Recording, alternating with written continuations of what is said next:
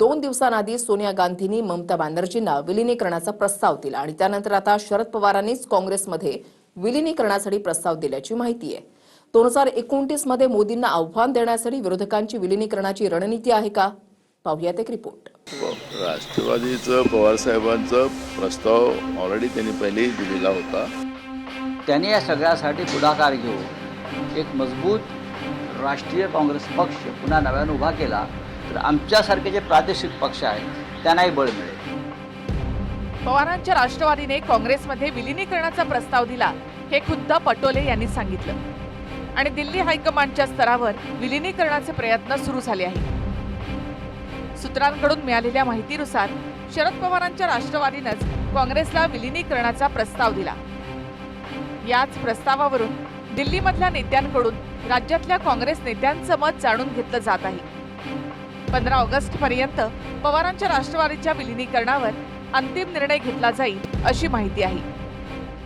राष्ट्रवादीचं पवार साहेबांचा प्रस्ताव ऑलरेडी त्यांनी पहिले दिलेला होता आणि काही कारणाने तो उशीर झालेला होता आणि सगळ्यांना वाटतं की आता एकत्रित आलो पाहिजे, मताचं विभाजन थांबवलं पाहिजे आणि देशहितासाठी आणि देशाच्या संविधानासाठी काँग्रेसच्या सोबत राहिलं पाहिजे आणि त्याचीच प्रक्रिया आहे की तृणमूल काँग्रेस असेल, पवार साहेब असतील, हे सगळेजण आता काँग्रेसच्याच सोबत यायचा आणि विलीनीकरण करायचं असं एक मानसिकता आणि त्या पद्धतीचा भाव आता आपल्याला पाहायला मिळतो आहे।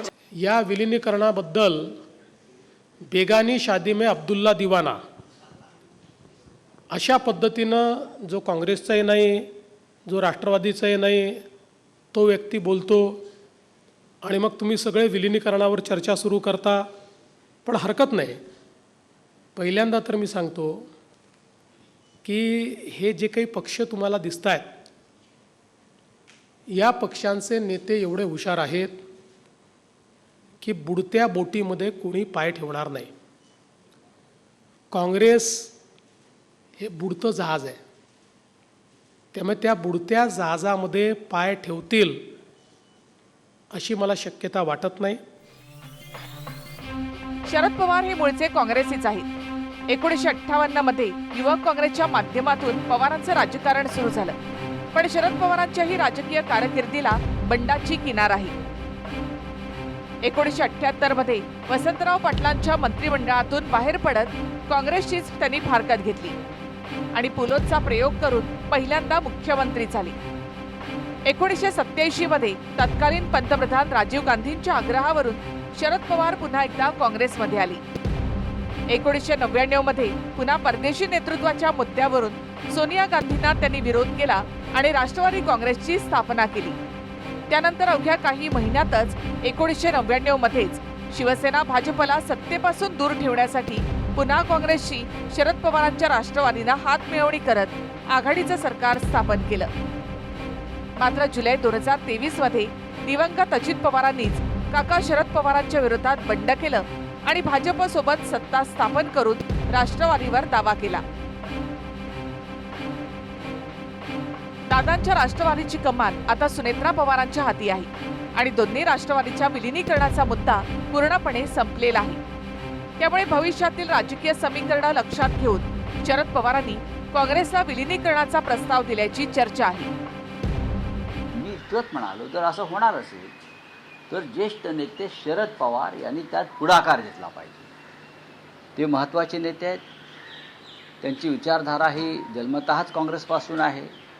त्यांनी या सगळ्यासाठी पुढाकार घेऊन एक मजबूत राष्ट्रीय काँग्रेस पक्ष पुन्हा नव्याने उभा केला तर आमच्यासारखे जे प्रादेशिक पक्ष आहेत त्यांनाही बळ मिळेल। मला वाटतं की त्यांनी त्यांच्या पक्षाच्या बाबतीमधला विषय घ्यावा।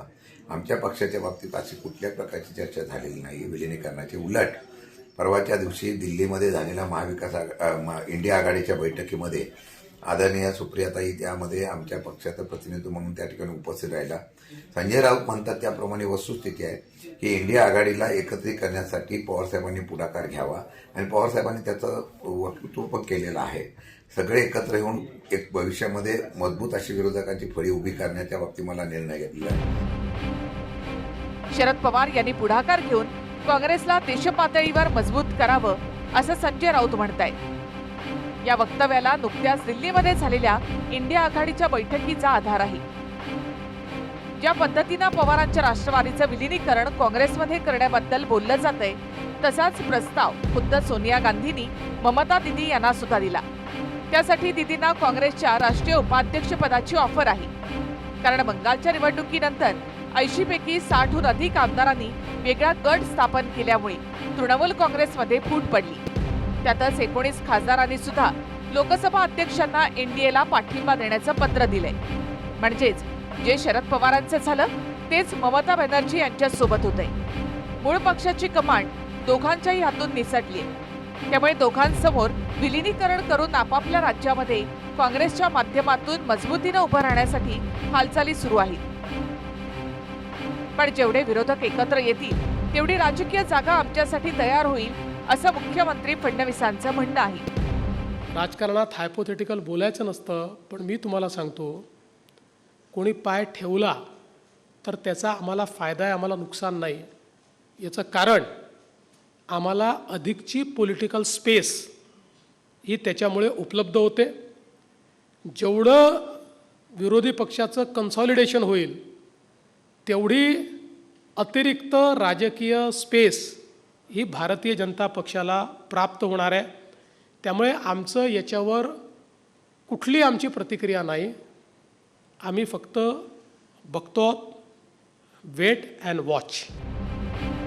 शरद पवारांची राष्ट्रवादी काँग्रेस असो की ममता बॅनर्जी यांची तृणमूल काँग्रेस, आपापल्या राज्यामध्ये ताकदवर भाजपसमोर तुलनेनं कमजोर आहे. त्यामुळे 2029 मध्ये विलिनीकरणाच्या माध्यमातून काँग्रेसचे आणि स्वतःचे राजकीय हात बळकट करण्याचा प्रयत्न दिसतोय. सुनील काळेसह प्रमोद जगताप, TV9 मराठी, नवी दिल्ली.